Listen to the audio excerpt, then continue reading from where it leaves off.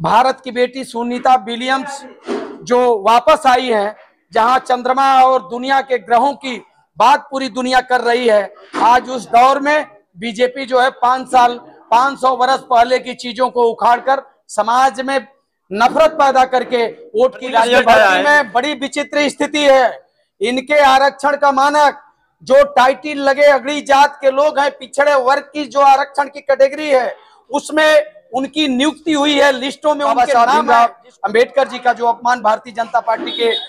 गृह मंत्री जी ने सदन में करने चैनल में स्वागत है। आज किस तरह का प्रोग्राम था? आज पीडीए होली मिलन कार्यक्रम आयोजित था। कार्यक्रम के आयोजक श्री राम विजय यादव जी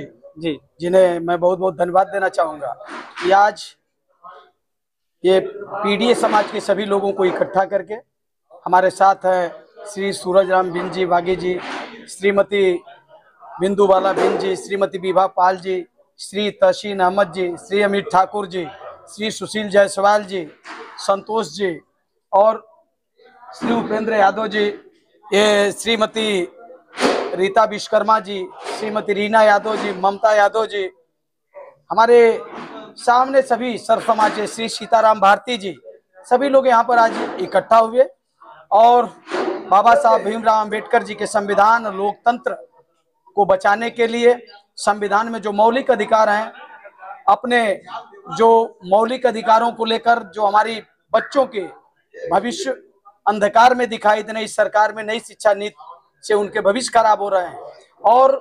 सरकारी नौकरियों में निजीकरण, ये ठेका प्रथा जो आउटसोर्सिंग से भर्ती हो रही है, ये कहीं न कहीं कमजोर के बेटों के सपनों को ध्वस्त कर रही है। हम इसका विरोध भी कर रहे हैं, जन जागरण कर रहे हैं। समाजवादी पार्टी के माननीय राष्ट्रीय अध्यक्ष श्री अखिलेश यादव जी का हम लोग धन्यवाद ज्ञापित करना चाहेंगे कि फिरका परस्त और फासिस्ट ताकतों के खिलाफ पूरे देश के अंदर जो उन्होंने जन जागरण पैदा किया है, जो उन्होंने अपने विचारों से एक क्रांति लाने का काम किया है, लोगों को एक मंच पर पीडीए समाज के लोगों को इकट्ठा करने का काम किया है और लोगों को उसके लिए माननीय राष्ट्रीय अध्यक्ष जी का हम लोग धन्यवाद देना चाहते हैं कि बाबा साहब भीमराव अंबेडकर जी का जो अपमान भारतीय जनता पार्टी के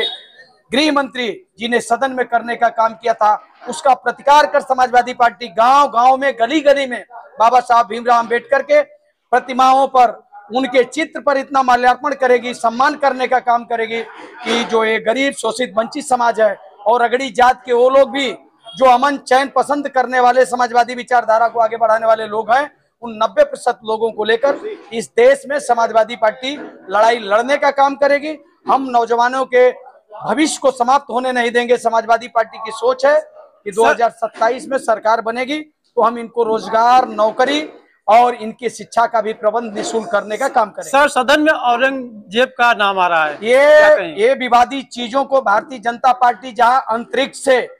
ये 9 महीने के बाद ये अंतरिक्ष में भारत की बेटी सुनीता विलियम्स जो वापस आई हैं, जहां चंद्रमा और दुनिया के ग्रहों की बात पूरी दुनिया कर रही है, आज उस दौर में बीजेपी जो है 500 वर्ष पहले की चीजों को उखाड़कर समाज में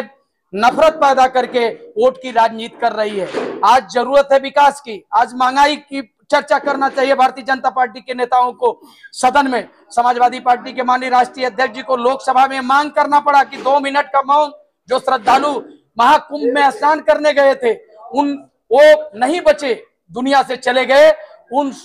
जो शोक संतप्त परिवार के लिए और उनकी आत्मा के लिए जो दुनिया में नहीं है श्रद्धालु, 2 मिनट का मौन रखा जाए सदन में, जहां भारतीय जनता पार्टी के प्रधानमंत्री, देश के माननीय प्रधानमंत्री और मुख्यमंत्री को ऐसे चीजों को, अपनी बातों को रखना चाहिए सदन के अंदर। आज विपक्ष में समाजवादी पार्टी इन बातों को कह रही है, इस लड़ाई को, आम जनता की लड़ाई को, उनके सम्मान की लड़ाई को, और दुनिया में जो लोग नहीं है, जो गए थे महाकुंभ में स्नान करने के लिए, उनकी आत्मा की शांति के लिए भी आज समाजवादी पार्टी आवाज उठा रही है इस देश के। सर, पुलिस भर्ती का रिजल्ट आया है, में बड़ी विचित्र स्थिति है। इनके आरक्षण का मानक जो टाइटल लगे अगड़ी जात के लोग हैं, पिछड़े वर्ग की जो आरक्षण की कैटेगरी है, उसमें उनकी नियुक्ति हुई है, लिस्टों में उनके नाम है, जिसको ये अपने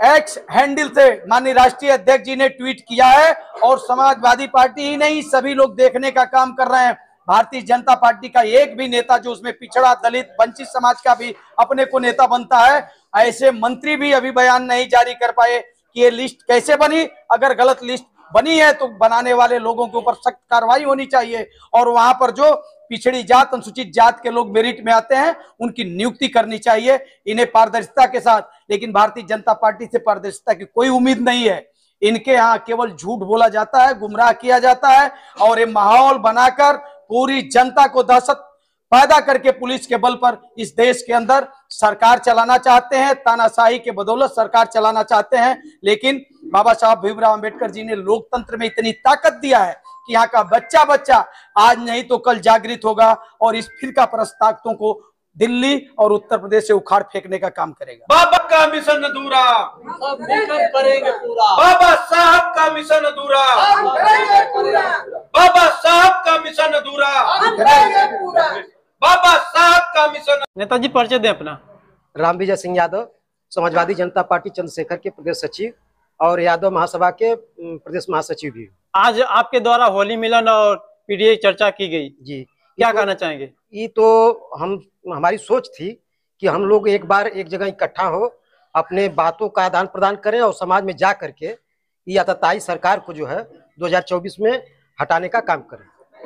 27 में।